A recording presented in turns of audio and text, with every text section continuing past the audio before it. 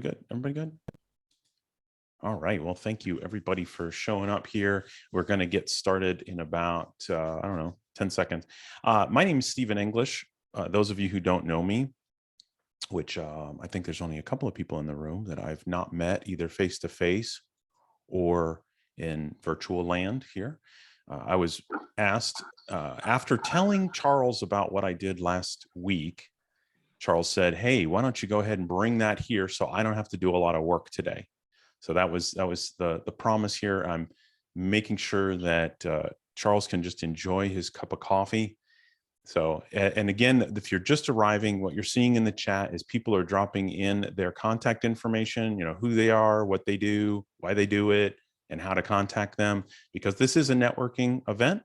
It just happens to have some learning available as well. All right, so let me go ahead and make myself a little smaller. Here we go. All right, cool in the gang.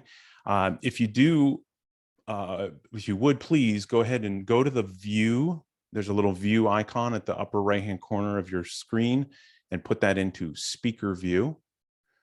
And then I should be the speaker that you're seeing. So if you see that, okay, Cyril's nodding his head. Thank you very much for acknowledging that. And I'll get going here right now. So the title of today's presentation is Stop Wasting People's Time, the secret to better meetings. And I said secret at one point, and I found out it's actually secrets, right? Because there's a lot of secrets and none of them are really secrets. They're all things that you probably already know. You just don't do with any regularity. And hopefully this will remind you, also get a little bit of commitment from you, and possibly even some accountability with another person in the group. So let me go ahead and get going here on this screen. Here we go. There we go. All right. I'm going to go ahead and get you all engaged. And let me first start by showing you how to vote. I was telling Charles about this. This is a really cool tool I use. If you could just go in another browser window to www.menti.com and enter the code below 747909195. And once you've done that, I'll look around and make sure I'll get a thumbs up. We're going to have about 4 polls, or let's say opportunities to engage. I am not a paid shill for Mentimeter at all. In fact, they don't even have an affiliate program. I was kind of bummed about that because I've taught this thing probably 20 or 30 times, and I always use Mentimeter. I think it's really awesome. I pay for it. I can actually download all of the feedback that I get. It's completely anonymous as well. So if you type something in there and you're like, oh no, I don't want to have my answer be something that somebody can know my name is associated with, don't worry about it. It's completely anonymous. So I saw a couple of thumbs up. Thank you so much. Awesome blossom. So that, let me go back here, go to full view. Okay, so let me make sure to say, oh, open voting. Okay, so if it did say voting's closed, just to hit a refresh there on your screen. Yeah, and so yeah, how are you showing up today? How are you feeling about, and I put tonight, that's my fault. That should be today's presentation. It just tells you the time of day that I normally teach this class. Yeah, maybe you're here to really just see Charles and do some networking, and all of a sudden you found out, holy cow, they put me into this. Go back to full screen. There's a little full screen thing. Cool. All right. So we got a couple more votes. We've got 12 people in the room. We got 50% voting. And I'll give it another. Really want to improve our meetings. That's great. I'm glad you're here to improve your meetings. And some of you are solopreneurs. Some of you are leaders in organizations. So it really depends here. You can use this no matter what. You can use this in terms of maybe you're making a presentation with clients. Maybe you're maybe even making a presentation like I'm doing today. Actually, that's a funny thought there. Part of this was sparked by the fact that I've seen so many of these coffee conversations where I thought, there's a few tips and tricks that I know that would really help everybody else here. So I wanted to share it. Okay. Looks like we got 3/4 of the group voting. So I'm going to go ahead and close the voting. All right. So everybody's stoked to be here. That's awesome. Thank you so much. All right, a little bit about me, and I will keep it. I'll keep it short and sweet. My background, believe it or not, those of you who've met me probably were surprised to know that I'm actually an engineer by trade. So I was 22 years in the semiconductor industry. I left that industry in the year 2020. I started leaving probably in 2010, at least in my brain. And I used to make the chips that go into cell phones. So if your cell phone broke because your screen, your battery wore out, or any of those other things, then I did my job well. So I made sure that the chips inside of there were as reliable as possible. So those of you who are familiar with Six Sigma, I'm a certified Six Sigma black belt, but at this point it's a rust belt because I got it back in 1999. I was also a reliability engineer. So those of you who maybe have an engineering background might recognize this graph. It's called the bathtub curve. Doesn't matter. I mentioned Samsung. Why is it that I love to speak? Well, this logo here, Toastmasters International, is part of that story. I've been a member of Toastmasters Public Speaking Club since 2008, believe it or not. In terms of my pivot to what it is that I do today, that's where all this starts. So I'm an ICF professional certified coach. I'm a TEDx speaker. These are some of my clients, everything from Red Bull distributor to a pallet company in Pflugerville to a innovation lab for Home Depot, a bunch of data scientists. I also do DISC assessments and run workshops for the 5 behaviors of a cohesive team. So that's just a little bit about me. If you just joined and didn't get an opportunity to say what it is that you do and you know who you are, go ahead and drop that in the chat right now. So you'll see that. I still want to network. I want the networking here to happen with you as well. So go ahead and put that into the chat. So hello. Somebody have a question already? No? Okay. All right. Cool in the gang. So that's a little bit about me. So today's learning objectives. Why are we here? Understand the basics of an effective meeting. That includes things like the agenda, the attendees, you know, what are the different roles for attendees? How to gain participation. Participation's a tough one. Oh, Claudia had to bounce out and she's back in.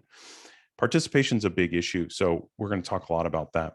And then, of course, the difficult attendees, which it seems like so far so good. We don't have any, but don't consider that a challenge. So please.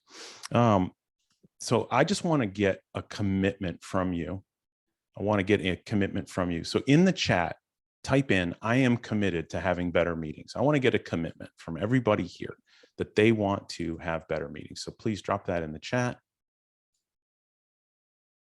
All right, you're committed. That's right. I'm committed to betterment meetings. All in. Awesome. I am stoked. So here we go. All right. So introduction. We're going to cover what to do before the meeting, during the meeting, after the meeting, address some of these challenges of virtual meeting lands, have a little bit of time for a question and answer, and then, of course, some free gifts. Of course, everybody's got to have some free gifts. All right, basics. Everybody knows this stuff. If you didn't know this before today, I'd be really, really surprised. Got to have a detailed agenda, got to have role players, and then reduce the attendees to 5 to 9. So in the chat, what happens when you get too many people in the room? What happens when you get too many people in the meeting?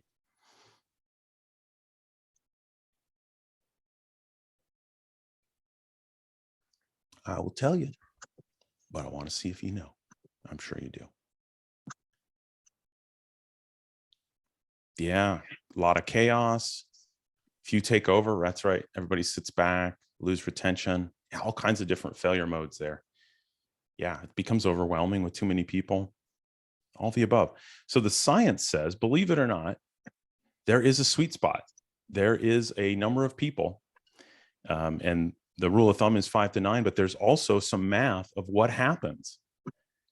And now you can tell everybody in your team, we can't have anyone here because we can't have more than whatever 9 because of this that I'm about to arm you with.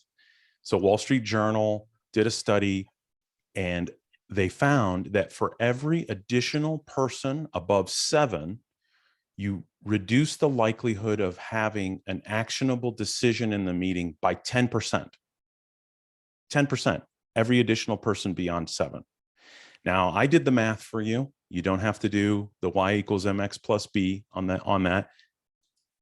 This is what happens. So if you get 17 people in the room, guess what? You have a 0% probability of an actionable decision if you want to have a really good meeting.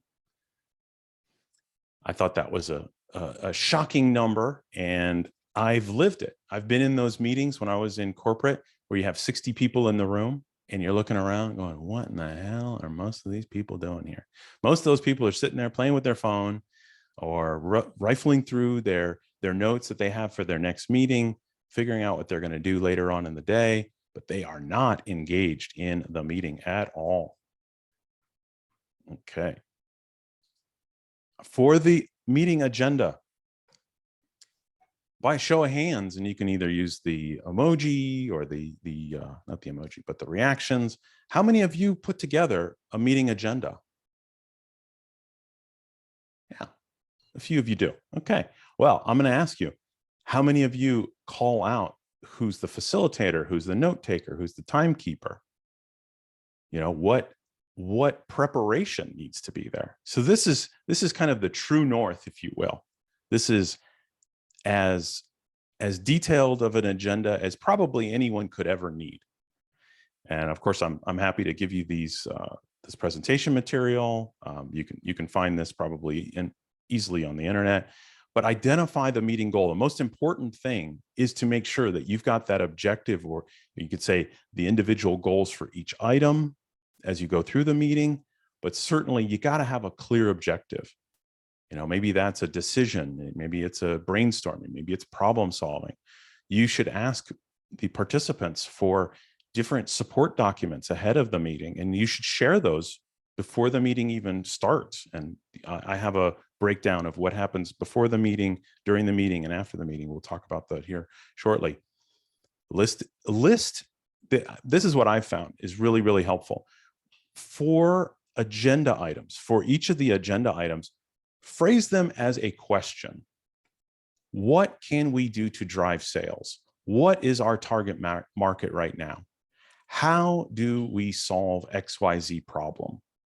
When you send that out ahead of time in the agenda, it gets people thinking. It gets people thinking ahead of time. So these are some of the things you definitely want to do. Identify the purpose of each task. You don't see that here down in this sample agenda, but obviously having some kind of purpose for each task in the agenda is very, very helpful. Identify who leads each topic, who's going to be the presenter.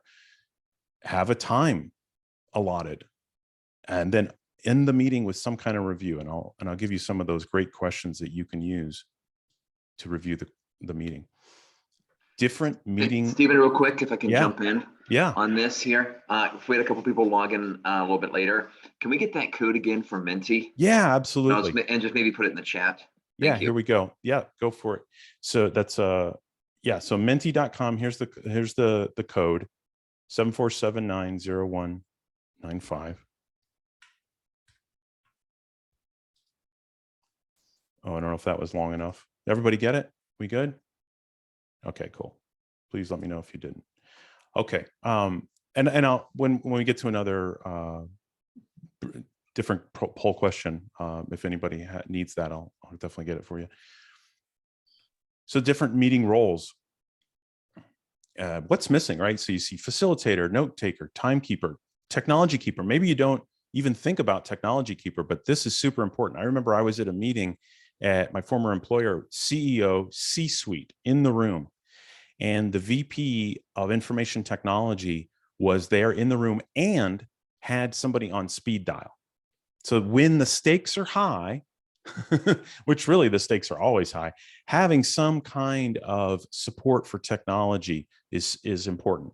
Now, in this kind of environment where, you know, here I am, I'm here on Zoom. What I can do is ahead of time, I can log in early. I can ensure that everything works. I can test everything. So, you know, maybe in some situations like this, I won't have a technology keeper. However, in a corporate environment, I would highly recommend you've got somebody from information technology or the help desk basically at the ready, especially if it's a high stakes presentation. Other roles, timekeeper, note taker, and then of course the facilitator is not always the meeting leader. The facilitator can be a completely third party, a complete objective third party that has really no attachment to the outcome. And if that's not something that you're familiar with, then I'm happy to share more about that if you have questions. But in many cases, the meeting leader is also the facilitator. However, it doesn't have to be that way. You could have some executive who is leading the meeting in terms of, they sponsor the meeting, they call the meeting, but then they have a neutral third party facilitator who's really good at doing those types of tasks. What do you think is missing here? And let me get the chat going again so I can see the chat. What could be missing based on what you see here?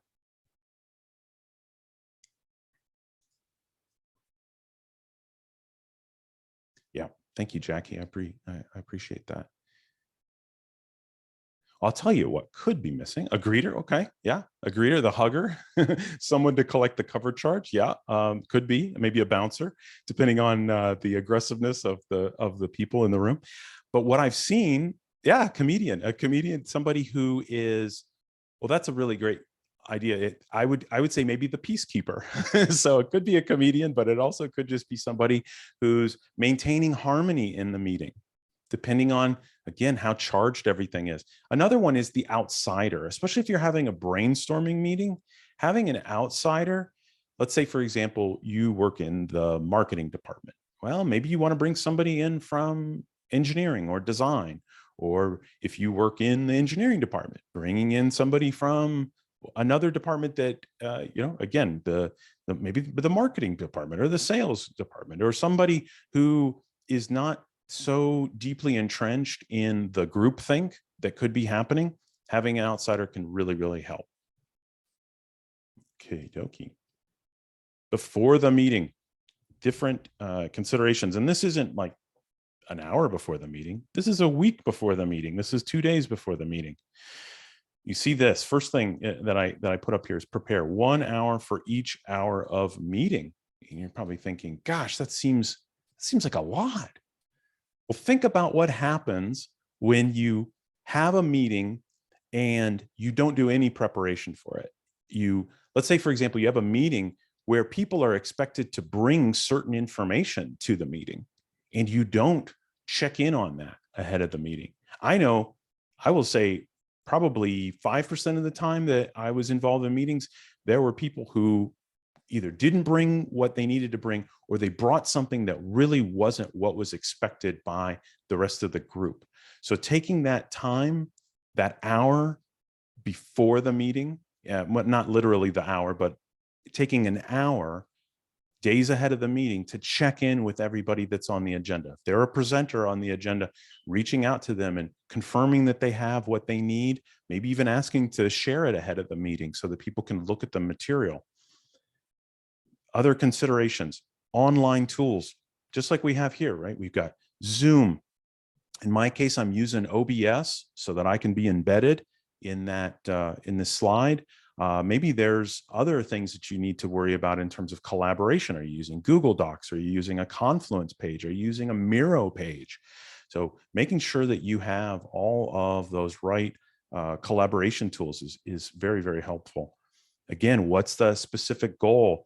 Identify all the items to be discussed, the owners, the due dates, test all of the technology ahead of time, and then send the meeting invite at least 2 days ahead of time. And again, if you're using the meeting invite and agenda the way that I've already described, that agenda is going to have the agenda items and phrased in a question, which is going to go ahead and get people thinking so that they're primed before the meeting, so that they come in there and they're ready to go.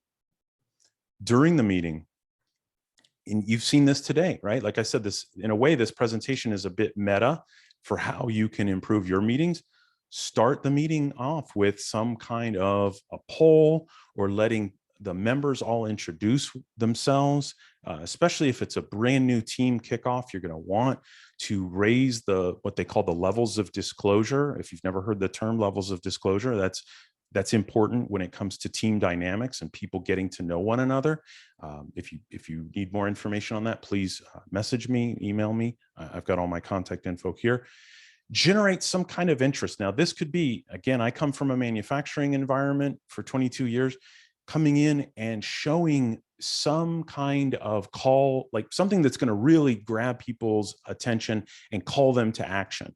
Maybe it's going to be a yield crash, or maybe if you're running a business, showing the profitability going down, or showing the number of customers going down, or the number of renewals, or whatever is the metric that is important to you at that time. Bring that and show that first. Generate interest. It could be a shocking statement, emotional grab, whatever it is. That is really, really essential at getting people to lean in to your meeting, to really get them to lean in. 2 other points here: minimum viable PowerPoint. Because of the way that I'm presenting this, I'm not able to do what I like to do, which is when I'm in the room, I will use the clicker and I will blank the screen. I'll show what's on the slide, but I'll blank the screen and then engage with the audience. Now that can minimize the amount of, let's say, PowerPoint distraction that people have. Having way too much on a slide, and I'm almost breaking my own rules here. I have what I call the 6x6 rule: 6 bullet points, 6 words per bullet point. So I am breaking it on a couple of occasions here, but you really want to have the minimum PowerPoint. 5-minute rule: plan engagement every 5 minutes. And I think I'm going over slightly on this between these 2 engagements that I did, but I am asking you questions. I'm putting things in the chat. That's keeping you on the edge of your seat, potentially, unless you're dubbed because you turned off your camera. So maybe you're not on your seat, but let's see here. Careful now. Careful. I'll come at you. Ground rules. I didn't state any here at the beginning of this because I thought, hey, we're all adults. But when we've got a new group, it's super, super important to set those ground rules. These are some basic ground rules. Be on time. Some people were really on time today. Thank you so much. A couple of stragglers. We get it. You may have been exiting another meeting to come in. So I started at 5 minutes late. Asking people to participate using the raised hand function. 1 person speaks at a time. I haven't heard a phone go off, but then again, most people are muted. So that's cool in the gang. But, asking people to put their phones on silent, or even better, put them in their pockets on silent, because you're less likely to start messing with it.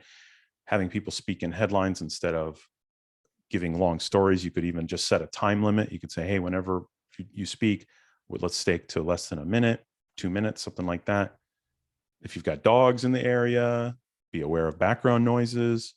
All cameras are on. So these are just some basic ground rules that you could use in your virtual meetings. All right, we're back to another engagement of questions. And I think voting, it says, let's see, is voting closed? No, voting is now open.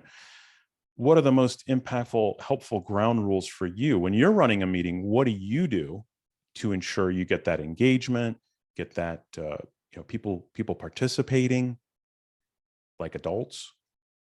So go ahead and vote in Mentimeter.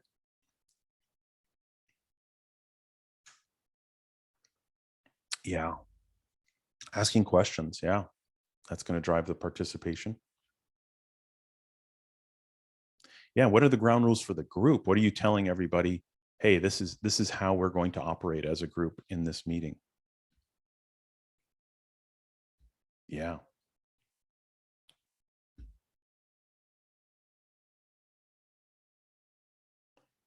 Yeah. Subject jumping is not allowed. I love that. And that's pointing to following the agenda.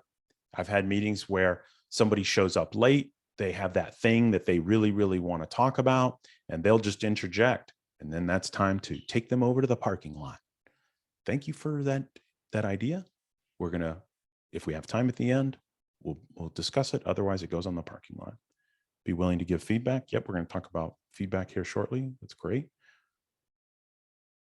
Raise hand, follow the agenda. That's great.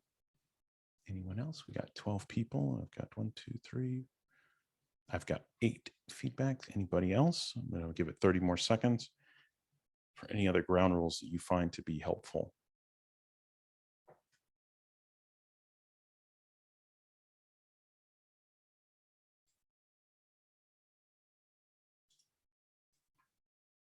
All righty.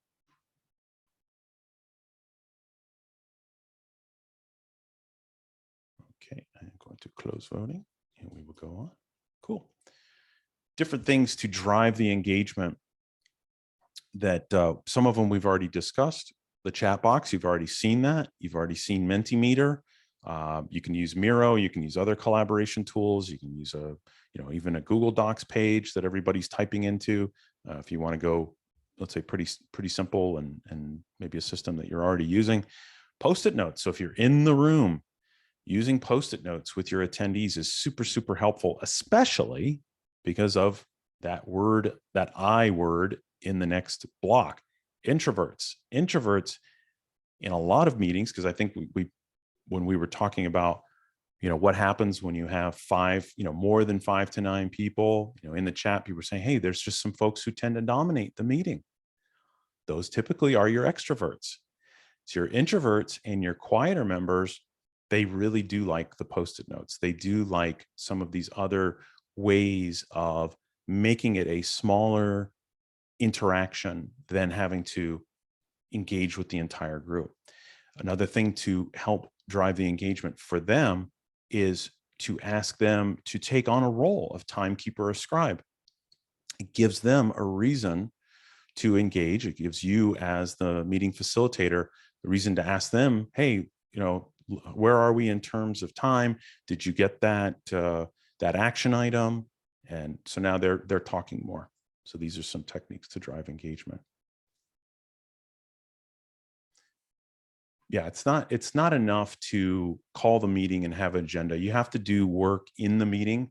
This is why it's really crucial to use some of these.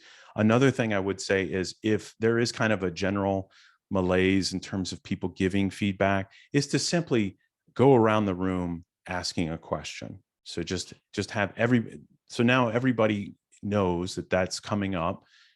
So you tell everybody, hey, we're going to go around the room, and you start with one person, and then just let everybody and call on people too, especially in a virtual environment. I would recommend calling on people, because there's not that context that happens from being in the room together.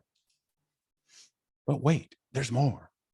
If you have breakout rooms, which we frequently use breakout rooms, networking with the nation, really great. By the way, those of you who've not participated in networking with the nation, I highly recommend it. It is a very well facilitated meeting. In my opinion, it's already using a lot of these concepts. I would say that they're missing an agenda, but then again, everybody knows what the agenda is week after week. We're all just going to meet each other, answer questions. Using pair and share. So by show of hands, anybody heard of pair and share? Pair and share. Okay. And this is especially great with the quieter folks. This would just be, okay, if we're doing a brainstorming, or we want to identify what are the next 5 steps of this, or whatever the question is, rather than throwing it to the whole group, ask 2 people or 3 people, 2 people, obviously sticking with the pair, 2 people to get together, talk about it, and then one person shares.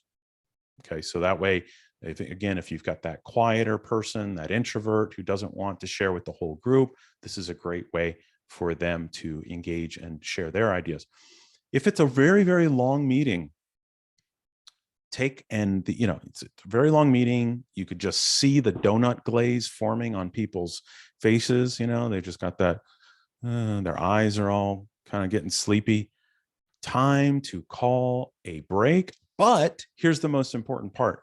Pose a question before they go on the break.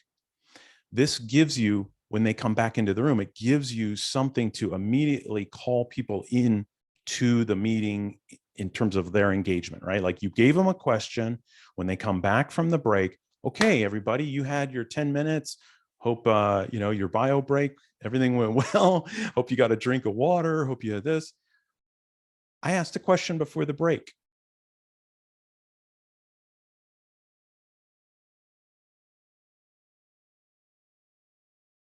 Going back in. All right, and had some different of engagement. You know, for your own self, what works. Oh, we got one more. Then we got another poll question coming up. This is if you got that person, they're just dominating the whole meeting, you know, one or more. Hopefully it's not more than one, you know, then you got two bogeys and it turns into a Top Gun thing. You can use some of these. And if it's you who's getting cut off, a very simple, assertive, and I know this group, I don't think anybody, very few people are not assertive, but if you tend to be a little bit more passive, hey, I'm speaking and would like to finish my thought. Very simple statement. You could just say it firmly without any anger in your voice. I'm speaking and would like to finish my thought. If you're the meeting facilitator and you've got that person who just keeps going on and on and on, interrupt them and paraphrase what they've said. Okay, it sounds like you've got some great ideas around blah, blah, blah. Thank you. I would like to hear what others have to say. Or if that person then keeps jumping in, ask, what else do I need to understand? Or even better than what else do I need to understand is there anything else I need to understand? So a closed-ended question versus open-ended question. Very helpful to kind of bring them to a point and pivot over to engaging with other people in the room. And when you're doing all that, don't smile, don't nod, don't go, All of that is just fuel to keep them talking. So keep that neutral face. It's almost like that, you know, if you've been in those uncomfortable job interviews and that person's sitting there like this, impossible to read their face, that's where you want to go. You want to go completely neutral facial expression. You don't want to give them any sign that you're approving of what they're saying. You just want to shut them down. So these are some things you would do if you've got that one person who's just dominating the hell out of the meeting. Okay, there we go. We're going to talk a little bit about virtual meetings, and we're going to talk about some great ways of engaging. So what are the majority of your virtual meetings like? Let me reopen the poll. I don't know why it's defaulting over to close today. I apologize. So those meetings that you're doing, those virtual meetings right now, it's like a game show. The Price is Right. Everybody's on their seat. Or is it more like a court of law? Everyone's waiting to be called on, nervous. This is more that bucket of the court of law. That's very corporate-y. So when I run this training with associations of people who work in corporate, that one tends to dominate. And also the last one too, you know, where people all have their cameras off. People are, yeah, just observing. Yeah, I mean, today, granted, this is a presentation. This really isn't a meeting, so I'm not asking for a lot of engagement. But the meetings that you go to, a lot of observing. Only some are players. That's right. So I'm interested to know, wow, what's going on with the Price is Right? Everyone's on the edge of their seat. Those meetings are run really well. And so whatever they're doing, save that information in your head for a moment. And when we have the next question about driving engagement, I want you to put, if you're that person who voted that one, I want you to put what it is that's happening in that meeting that's keeping everybody on the edge of their seat. All right, we've got about, let's see, 7 out of 11. All right, so I'll give it another 30 seconds. So nobody's going to those sad, somber meetings where everything's, all the cameras are cut off. I would think, you know, if anybody works in an IT organization, I hear a lot of people in the IT world, they're just, even though they have all the hardware. Yeah, I got to temperature check the audience. Yep. Yeah, they got all the hardware, but they keep the cameras off. All right. Thank you for that. All right. So I want to share this one with you. This is a decision-making tree. You can download this from Happy PhD newsletter, but this is a meeting flow that in essence, we're kind of talking to it a little bit of things to do before the meeting, during the meeting and after meeting. So this is by Daniel Kahneman. He's a Nobel Prize winner. He wrote a book called Thinking Fast and Thinking Slow. Really, really great. And what I love is the first question he asks is a meeting really necessary? I have one of the free gifts that I offer is to help you ensure that you're not having meetings that you don't need to have. So I love, just do something else, right? Send an email. So these are the step-by-step before the meeting. Again, I'm glad to share all this. You can take from it as you wish, but these are the steps, right? So send the background information, ask individual inputs, etc. So these are some things you can do, and we're covering them. After the meeting,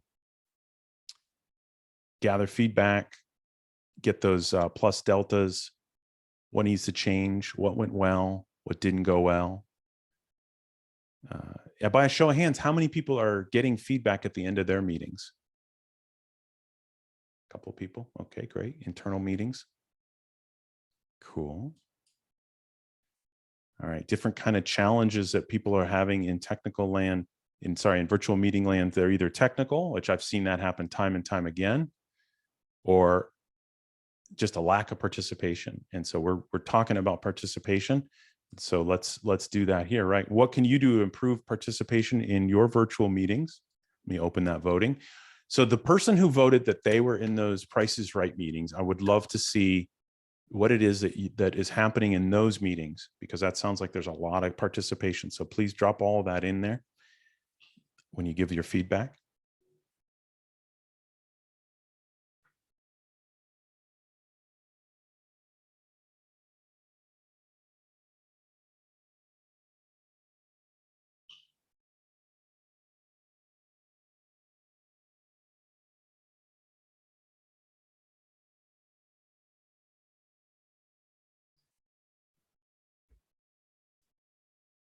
Yeah.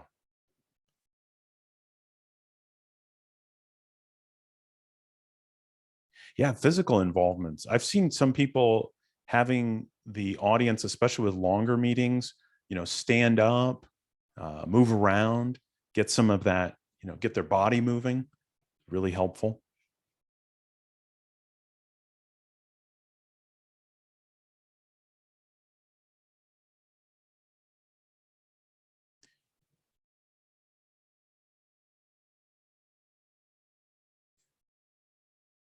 Okay. So I'm going to call on Leslie. Leslie, which one of these did you put in?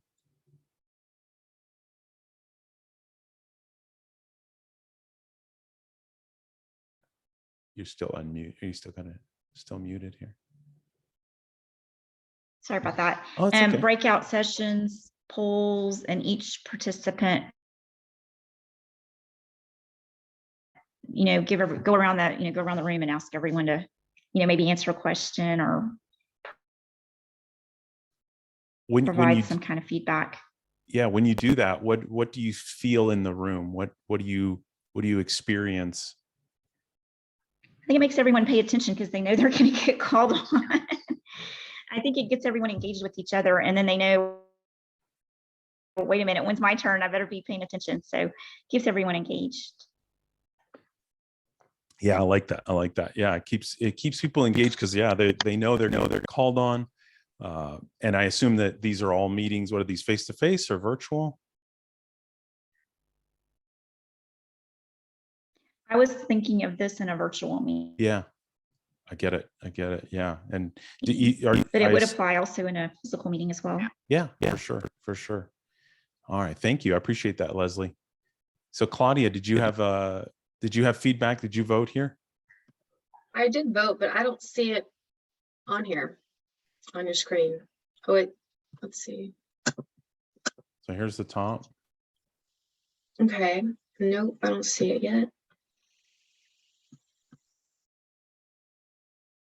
Huh, that's strange. Okay, well then you can tell us what you had typed in. There goes.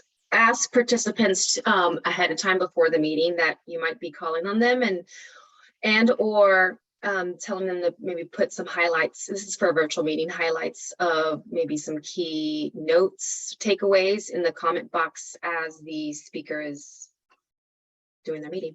Yeah, Great suggestions. I love it. Yeah. And the good thing about what you said there is that when somebody says, hey, here's a key takeaway from me, then that's going to help another person who may have missed something, right? Because a speaker is speaking generally, unless they're taking a lot of pauses and engaging, they're going to speak continuously, and there may be something that gets missed because a person is still processing what they've heard, or they could get distracted. Let's face it, in a virtual environment, you're getting pop-ups, maybe you get a text or something like that. So it's very good to have those key takeaways in the chat. Oh, that's a great idea. I've also noticed that by acknowledging people at the beginning of the meeting, they're more likely to participate during the meeting. Yeah, 100%. Yeah. When people are coming in and being welcomed. Yeah, I think somebody said greeter. So that's a great feedback, right? So having that greeter, thank you, Charles. And if sometimes you can have that greeter, or sometimes as the facilitator, you're going to be the one that does all the greeting. So yeah, great feedback. Jackie, you got any feedback here that you want to share? Sure. I mean, for me, calling out doing a friendly reminder at the beginning of a meeting and saying, by the way, we have this agenda, here's how to refer to it. And this is the focus topic or topics of the agenda, so that maybe it kind of reminds people not to derail. And then at the very end of the meeting, I always try to, I guess my method of getting feedback is saying, well, I found X very helpful. I hope you found this meeting helpful as well. And that usually gives me some feedback about the meeting. Mm-hmm. Yeah. So you're pointing out what you found and then just getting them to either agree or disagree. Yeah. And then that can work. I also, and I know I sped past that slide pretty quickly, and I probably will go back to it to get your feedback as a group. What went well, what didn't go well, what can I do differently next time to improve it? That is a little bit more vulnerable, because you're asking those what questions, and you could, depending on your audience, I think if it's an internal thing where there's a high level of trust, then those what went well, what didn't go well, what can I do differently next time will work. Maybe in a low trust, maybe a sales environment, that might be a little tougher. But it's good to ask for feedback regardless. All right. Anybody else have anything they want to talk to with regard to their feedback that's on the slide? Okay, cool. Well, thank you everybody for participating. All right. So question and answer. If you've got a question, you can either raise your hand, take yourself off mute, or put it in the chat. I'm happy to answer any questions. I know we have about 13 minutes, and I have like 2 more slides after this before I start getting some feedback and things like that. Yeah, Steve. Yeah. It's kind of a technical thing, but I've been looking for it here in Zoom. How do you get your face to show up on there? I know we talked about that a couple weeks ago. You were going to share that. So yeah. So Jackie did it. I think last meeting or the meeting before, she used, so that's a great question. Because of the fact that I'm using Mentimeter and I'm using the polling, I'm not able to use the feature that you're talking about. So the feature you're talking about is if you go down to share. So this is great. I'll teach all of you right now how to do this. This is freaking brilliant, because I'm not even using share. What I'm doing is I'm using a virtual camera, and I'm happy to explain what I'm doing there. But I want to teach you all. If you go down to the share button, there's in the center of it, it says advanced. Okay.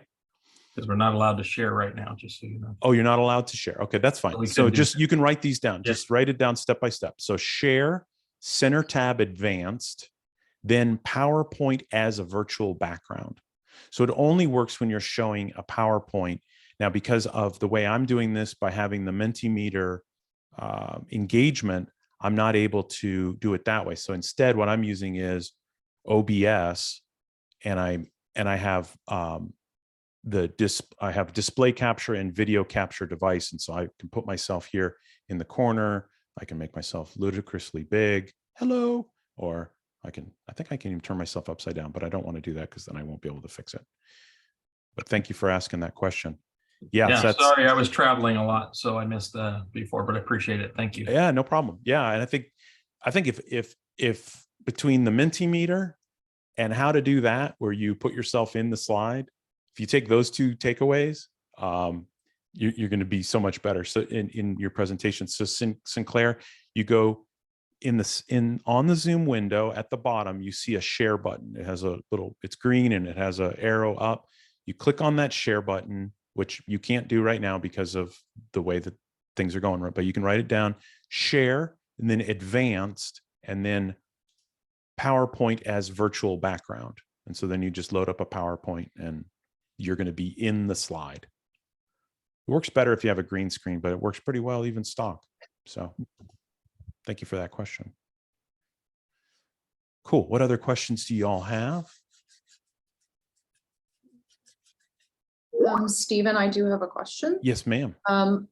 Do you have any tips on people being inserted into meetings at the last minute? Like sometimes I'm doing an important client meeting with that kind of, 3 to 5 people. And at the last minute, like an hour before, they'll say, I'm inserting this COO that you don't know into the meeting.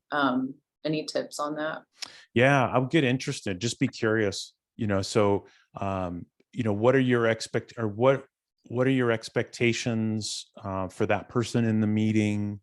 What do you see? What do you feel is their role in the meeting? Are they a decision maker? Are they a subject matter expert? Yeah, just get curious, I would say.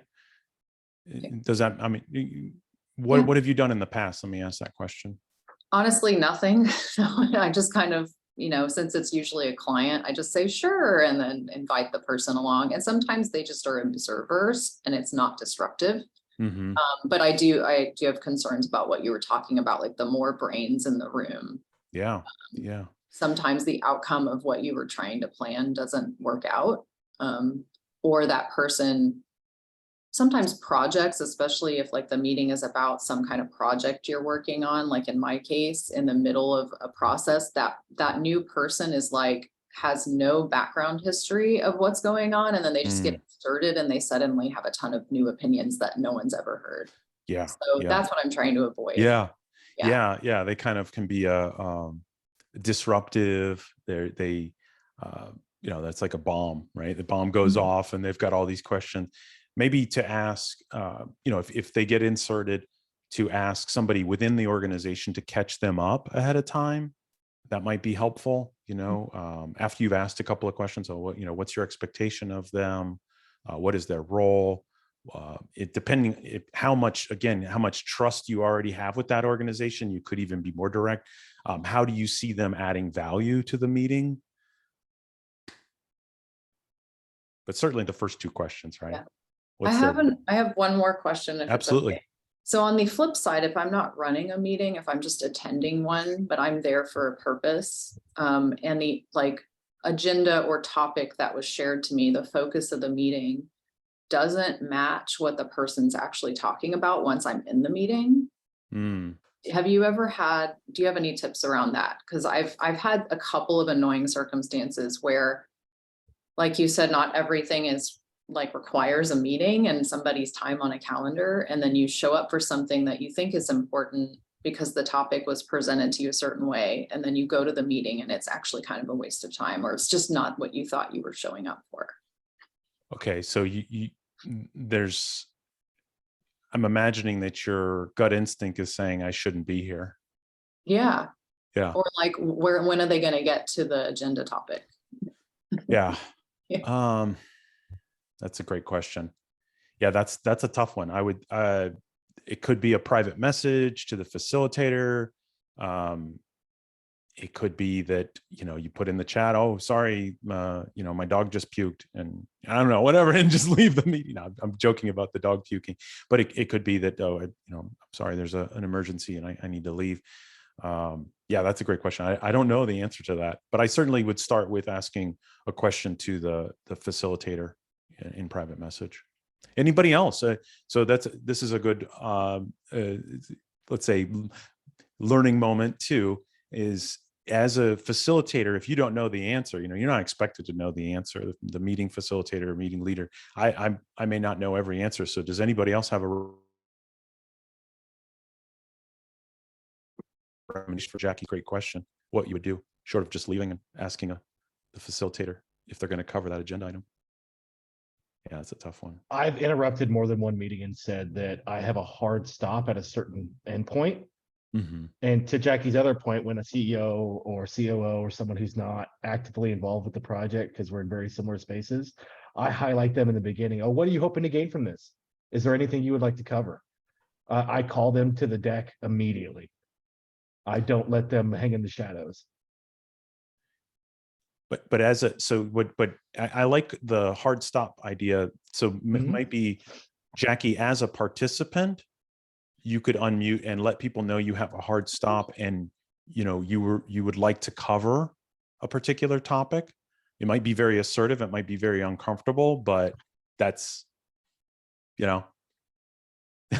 Yeah, take that from me. I mean, Yeah. that's me. Yeah, what are you Yeah. gonna do? Yeah, that's great. No, great. That's great stuff. Thank you. Okay, let me get moving here. We got 5 minutes left and I want to honor your time. Free meeting resources that I am happy to share with you. I'm going to drop a link in the chat.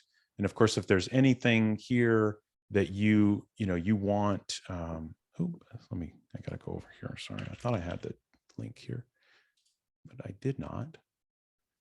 Hold on one second. If there's anything that if you want the material or anything like that, feel free. I'm happy to share that with you. And also these gifts you can get if you go to the following. Here we go. Oh, there we go. Done. Yep. So if you would like any of these, cut down on excessive meetings, facilitate more productive meetings, managing video meetings to avoid collaboration fatigue, just follow that link that I dropped in the chat and sign up, and I will send those 3 gifts to you.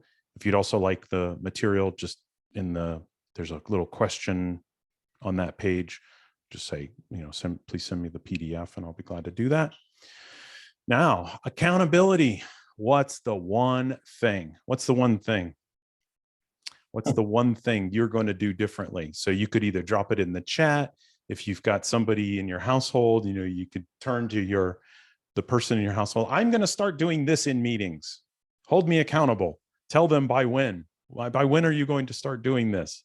Or maybe you're going to private message it to somebody here that's in the room, whatever it might be. But what's the one thing? Just please drop it in the chat. What's the one thing you're going to do differently as a result of this training today?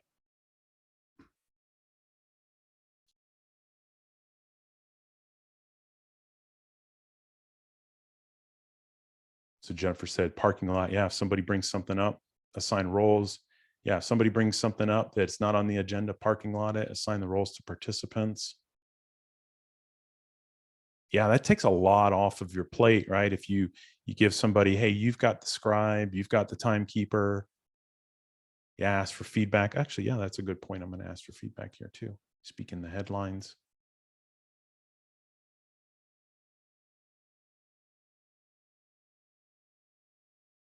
Yeah, what else? What's the one thing? What's the one thing? Let me go back to that. By the way, I do want to get that feedback from you. Oh.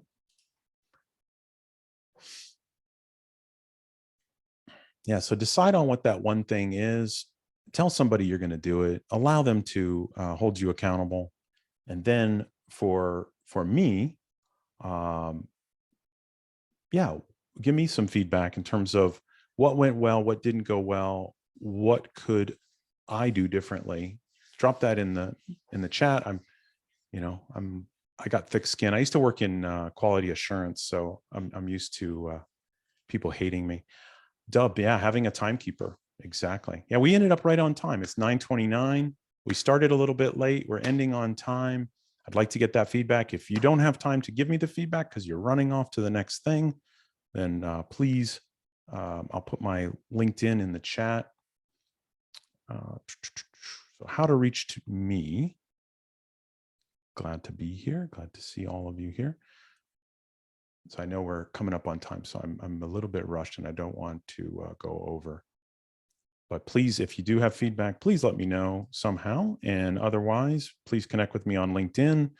That I'm easy to find. Stephen English, PCC, if we're not already connected. please do connect with me. I will also drop my link in the chat.